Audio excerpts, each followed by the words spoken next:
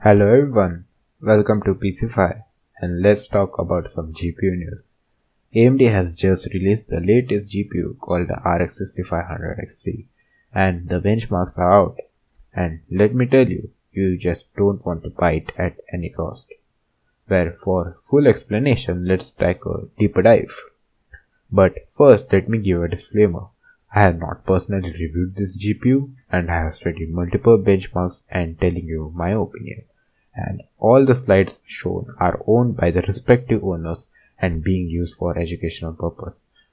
Now let's talk about this GPU is based on 20 Navi 24 silicon and contains 1024 cores and has 4 GB of GDDR6 VRAM, and it has a supposed MSRP of $199, which we all know how real it's going to be in this situation.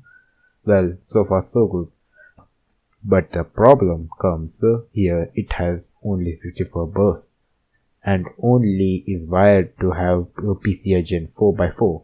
Well, even the last generation of this series of this card has PCI Gen 4x8, and almost all the other graphic cards like RTX 3080, 3090 or even the 1650 Super are wired for PCI Gen 3x16 at least. Well, many of you say PCI Gen 4 is enough for this card and it will not bottleneck. But we are forgetting the most important factor. For the buyers of these graphic cards are using an older generation of computer which doesn't support PCI Gen 4 because it was just recently released in AMD. PCI Gen 4 came around 3000 series CPU, and then also you required a B550 or X570 motherboard, and APU didn't have a PCI Gen 4 support at all. And for Intel, it got it on a 11th gen Rocket Red processor, which was like April 2021. So the problem is most of the user base of this card is using the PCI Gen 3 speeds. Well, let's look at some charts. You can see in the PCI Gen 4 config, this card matches the performance or is have a lower performance than RX 570, which has a 5-year-old architecture now. Well, in Shadow of the Tomb Raider, the GPU has a Gen 4 config has 65 FPS and is dropped to 47 FPS using Gen 3.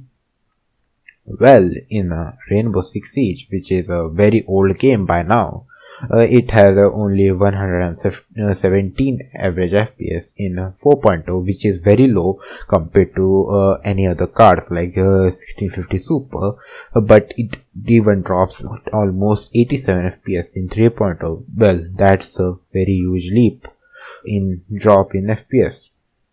And that's the story for most of all the games when we use the PCIe 3.0. The performance drop almost 8 to 30% in these games, which is a huge point for the older, which is a huge disappointment for older PC users. And that's not even it.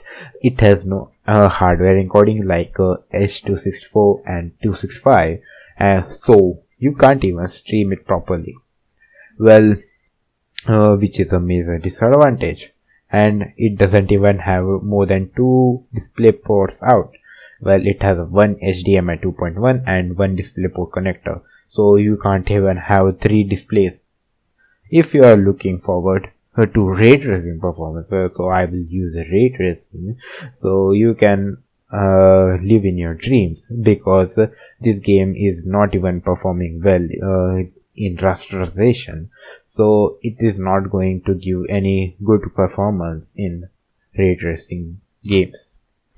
Well, so if you are looking forward to buy a GPU in this price range, I would recommend you to buy a second-hand RX 570 or 580, which goes around for a similar price and has a similar or better performance and not any of the drawbacks. Like I mentioned, it has a PCI Gen 3x16 and power consumption are little high but not too high. But if you are adamant to not use use GPU I would buy this GPU only when this GPU is available at MSRP or lower, which is wishful thinking at its best, and your system supports PCI Gen 4. If you have only 3.0, then I will request you not to buy this card at any cost and seek alternatives like 1650 Super or 1650.